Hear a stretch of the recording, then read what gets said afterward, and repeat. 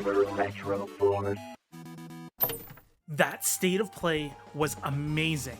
We're finally getting a Lunar Collection.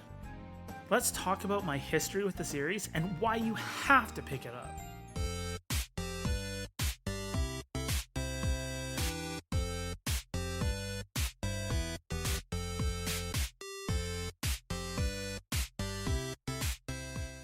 It's happening, everyone.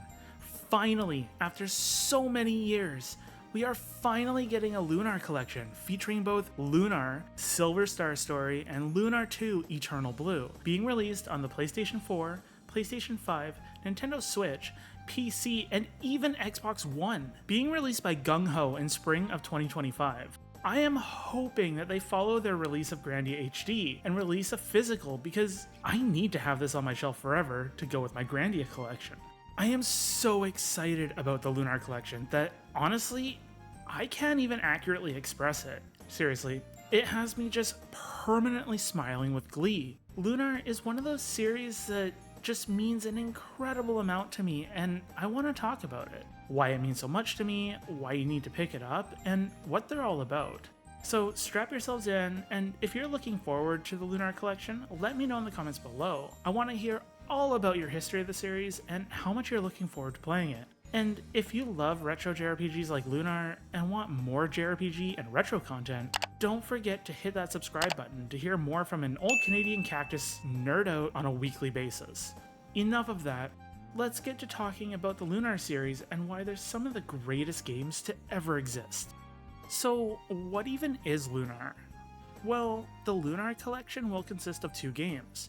Lunar Silver Star Story, originally released on the Sega CD on June 26, 1992, and later released on the Sega Saturn, PlayStation, Windows, and mobile, with slightly different versions of the game released on GBA as Lunar Legend and PSP as Silver Star Harmony.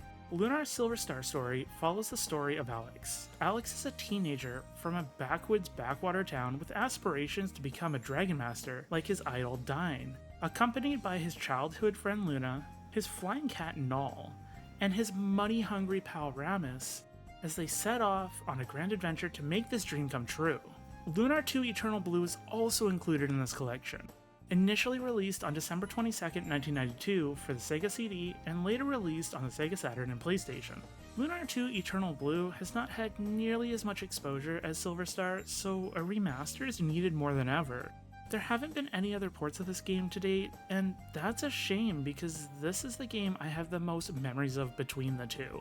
The Lunar series are just some of those games that hit all the right notes, with gorgeous anime cutscenes, amazing voice acting, and wonderful music. It's no wonder it's such a classic to me. Don't even get me started on the villains and the story twists. Even 20 years later, I still have incredible memories of the series. Even just talking about this gets me all giddy. Both games feature a fantastic localization by Working Designs, which I've mentioned several times on this channel. Lunar 1 and 2 are the main reason I adore this publisher so much. This is actually what I'm most concerned about. Since Working Designs no longer exists, most of the team went off to form Gaijin Works. I'm hoping that somehow Gung Ho gets the rights to use that translation because honestly, that's where half of the enjoyment comes from. Filled with silly dialogue, full of 90s pop culture references, and all-around silliness. It added to the experience tenfold. I will never forget this NPC asking how many licks it takes to get to the center of a Tootsie Pop, and Null freaking out saying he's a cat, not an owl, or why M&Ms melt in your mouth and not in your hand, only to have Nash insult you and call you a stupid peasant for not having basic knowledge of how a hard candy shell works. And don't even get me started on Myster's quotes in Eternal Blue. Ever had a strange masked man ask you if you want a spanking or to sample his goods? Well, Lunar 2's got your back there. It sounds cringe and awkward, but it's just that sort of translation and dialogue that makes it something that just sticks in your mind from being so ridiculous. The combat of Lunar is kind of basic and turn-based. More or less it's the same between the two games, so it's strictly turn-based with some positioning thrown in. Attacks have different attack ranges. Some are single target, which attack, well, a single target. Some hit in a straight line, diagonal, or a small localized area, while there's others that hit the whole arena, so positioning plays a major part in difficulty. Lunar 2 was pretty much the same, but emblems were added. You could equip an emblem to gain access to magic spells or abilities that you wouldn't normally get, and you could combine emblems to get even better abilities. Both Lunar games were difficult when localized, but that's something that Working Designs was notorious for. They like to increase the difficulty for the sake of making people suffer. Probably.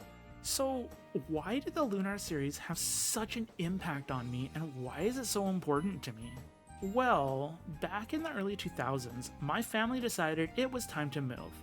I was around 14 or 15 years old, and I was torn from everything I know and love. My old city, all my friends, and even my girlfriend at the time. I was in a miserable state and just feeling super down. Nothing would ever make me happy. Alright, I promise, it's not all that bad. It gets positive. I swear. Shortly after this move, I got a PlayStation, and Lunar was one of the games I decided to pick up. Turned it on, still somewhat unfamiliar with JRPGs, and I immediately fell in love with it. This grand adventure with friends spending time together, it helped me escape from the sadness and misery that I was dealing with. Eventually, I made friends, and it turned out they were big into JRPGs too. There were countless weekends when I would just grab my PlayStation and my 15-inch TV, lug it over to my buddy's house, and we would just spend entire weekends just binging Lunar. We would both play through the game on our own TVs, on our own PlayStations. Just think of a LAN party but single-player games on console. It sounds silly now that I think about it, but I feel like that's where I really fell in love with the series. Naturally, we got the chance to play Eternal Blue, and we did the same thing. I thank Working Designs and Lunar for helping me get over what I might consider one of the lowest points in my life. And that's why this series is so incredibly important to me, and why I can't wait to re-experience these games. Of course, Lunar wasn't all that great. There's also Lunar Genesis or Lunar Dragonsong.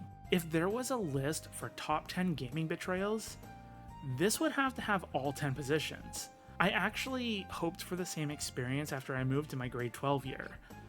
Big oof on my part. What a waste, and I blame it for personally killing the Lunar franchise. Well, maybe it's not dead thanks to this remaster, but Lunar Dragonsong definitely put it on life support, and I am incredibly happy it's not included in this collection. Lunar Dragonsong actually made my list of biggest gaming regrets, so check that video out if you have the chance. Anyways, there you have it. Lunar Remastered Collection is due out in spring 2025 for the PlayStation 4, PlayStation 5, Nintendo Switch, PC, and Xbox One. Hopefully you're as excited as I am to replay these games, or play them for the first time. Let me know how excited you are in the comments below, and if you enjoyed this video and want more Lunar content, and all around JRPG content, be sure to hit that like button, subscribe to the channel, and ding that notification bell so you don't miss a single video. And at this point, if you haven't had enough of me, check out this video. I reviewed Grandia HD. Great game. It's another that is incredibly amazing. Anyways, this has been Shinky. Thanks so much for watching, and as always, have a wonderful day.